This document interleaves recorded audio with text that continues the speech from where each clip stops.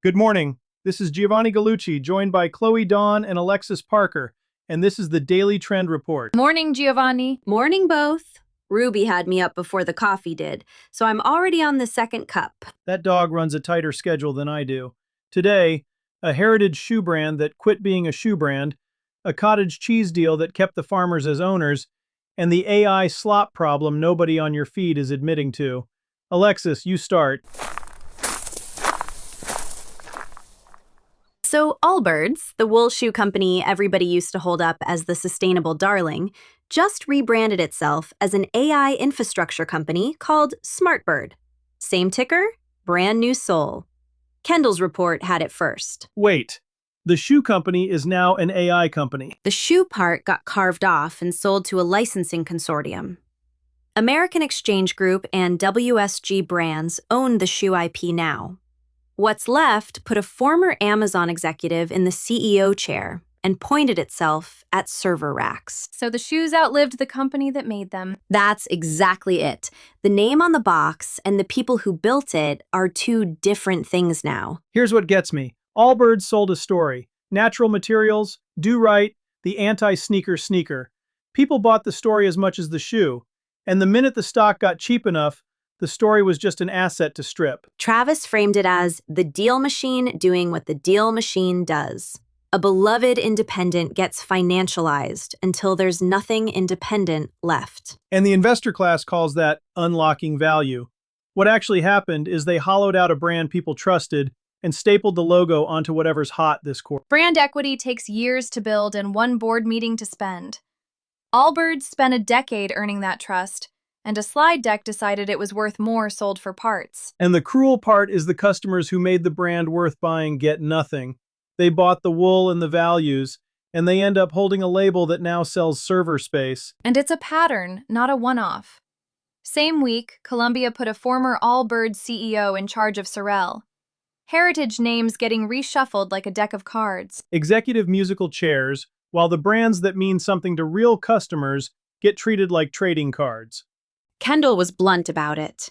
The independent name gets absorbed, the founder's gone, and the customer is the last to find out. The audience can feel that, though. You can't fake, still run by the people who started it. No, you can't. And that's the move for everybody listening who runs a real brand. Allbirds just handed you the cleanest cautionary tale of the year. Founder-owned is a feature now. Say it out loud. Jamie made the same point from the gear side. When customers watch their favorites get bought and gutted, the brands with the founder still answering email looks like the safe harbor. The 900-pound players want you to believe scale is the only finish line. Sell, exit, cash out. Plenty of makers don't want that, and their customers don't want it for them either. The desert teaches you what's essential. A brand's no different. Strip Allbirds down, and the shoe was never the essential part. The trust was. Okay, 3 quick takeaways before we move on. 1. If you're founder-owned, put it on the label and in the bio. Still owned by the people who started it is a differentiator now, not a footnote. 2. Write down what's actually essential about your brand. Allbirds forgot it was trust, not wool. Know yours before anyone offers to buy it. 3. Watch who's getting acquired in your category and quietly tell your customers you're not going anywhere. Stability is a pitch when everyone else is selling. So the cottage cheese boom finally built itself a factory, and how they did it is the whole story. Good Culture, the clean label cottage cheese brand, partnered with a farmer-owned dairy co-op to open a new plant. Jamie's report led with it. Cottage cheese. The thing in the back of your grandmother's fridge is the growth story of the year. Up almost 60% as a category. Good Culture roughly quadrupled its sales in 3 years writing it. So they hit the wall every fast brand hits. How do you make enough? And the usual answer is a private equity check. Right.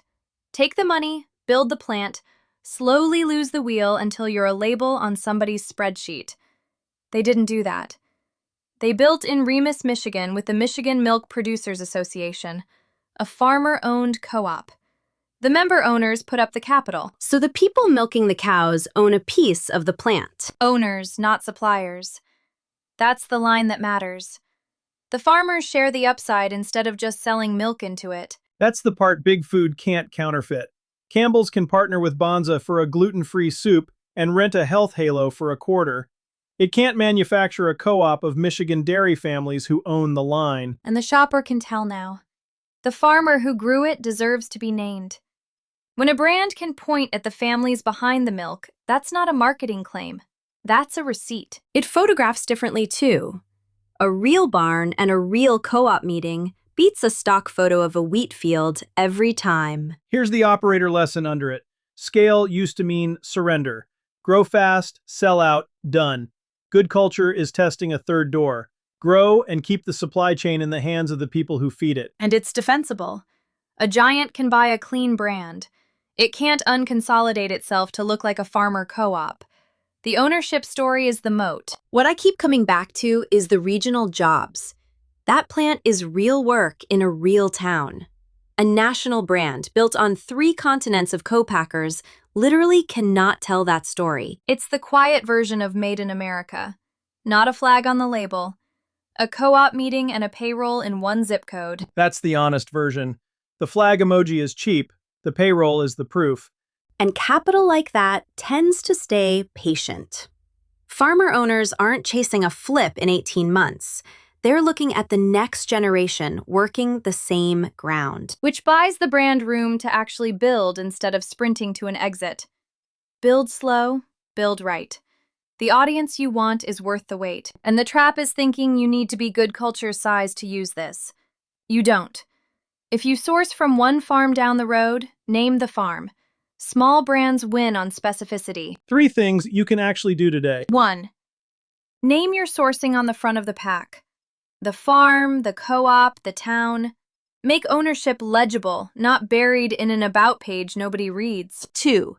If you're raising money, vet the check on whether your supply chain survives it. Community or farmer-backed capital that keeps you steering beats a fund that absorbs you. 3. When a giant co-brands its way into your category, don't panic. Point. Welcome them to the space you built, and remind people who's been here since before it was a press release. Somebody finally put a number on the thing we all feel scrolling. Eddie ran it down. A fresh TikTok account, the first 500 videos the algorithm served, and 59% of them were AI slop, synthetic filler. 3 times the rate on YouTube. 59%. So more than half of what a brand new user sees was made by nobody. Made by nobody, standing for nothing. And here's the gut punch. Same week, Travis's report had the Reuters number. Social and video are now the #1 news source on the planet.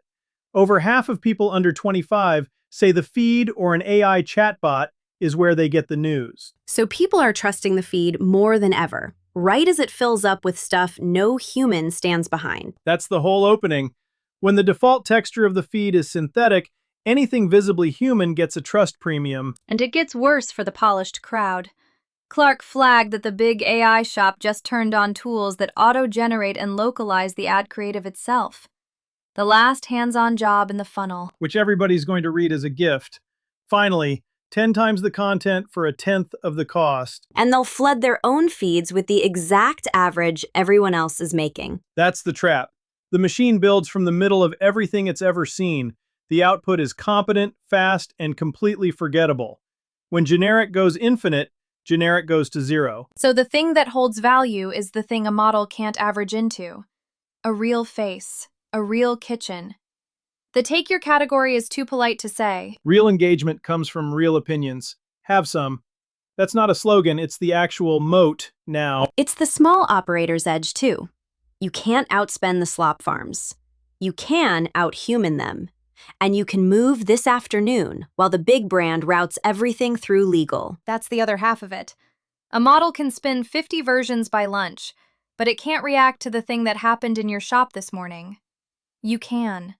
Specificity and speed. 2 things the average can't buy, and 2 things a small operator already owns. The part that gets me is how ordinary the winning move is. The shot you almost didn't post because it felt too plain. That's the one that reads as real now. Because a generator skips the specific. The loading dock, the batch that failed, the customer who drove 2 hours. That texture is true because it happened, and true is the one input the machine doesn't have. Say it plainly, too. A person made this. You don't have to be loud about it. Just be undeniably there in the frame. Use the machine for the chores, the resize, the caption variants, the rough draft. Never let it make the thing that's supposed to carry your voice. Automate the chores. Don't automate the soul. That's it. The feed is the front page of the world now. The least we can do is make sure a person obviously wrote our part of it. Here's what to actually do with all of that. 1. Audit your last 20 posts as a stranger would. Cut anything that reads machine-made. Double down on faces, places, and process. 2. Put a real person on camera saying a real opinion this week. The specific, slightly rough take beats the polished one a model could have written. 3. Let AI do the chores only. Resizes, variants, first drafts. Keep a human hand on anything that carries the voice. That's the show. If the last story landed, here's the pitch. I build content for operators who'd rather sound like people than press releases. Short-form video, carousels, articles, the whole stack, in your real voice, not a machine's. That's what gallucci.net does, and it's the same pipeline that makes this podcast. If you want it built for your brand, come find me, gallucci.net or DM at gallucci.net on Instagram or LinkedIn. Talk tomorrow.